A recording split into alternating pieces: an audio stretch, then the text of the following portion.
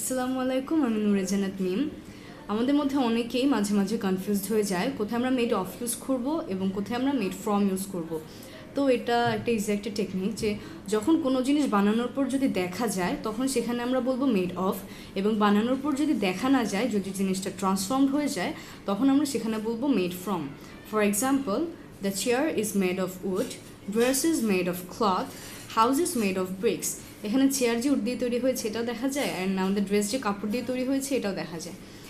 আর যখন আমরা কোনো জিনিস দেখা না যায়, মানে ট্রান্সফর্মড হয়ে যায়, তখন সেখানে আমরা কি বলবো? Made from. For example, cream is made from milk, wine is made from grapes. তো এখানে ক্রিম যে মিল্ক থেকে তৈরি হয়েছে এটা কিন্তু দেখা যাচ্ছে না, জিনিসটা কিন্তু ট্রান্সফর্মড হয়ে গেছে। এবং গ্রেপস থেকেও যে ওয়াইন তৈরি হয়েছে এটাও কিন্তু দেখা যাচ্ছে না, এটাও কিন্তু ট্রান্সফর্মড হয়ে গেছে। তো আমরা কী শিখলাম? যখন কোনো জিনিস বানানোর পর দেখা যাবে তখন আমরা বলবো মেড অফ, এবং বানানোর পর যদি দেখা না যায়, যদি ট্রান্সফর্মড হয়ে যায়, তখন আমরা সেখানে বলবো মেড ফ্রম। ধন্যবাদ।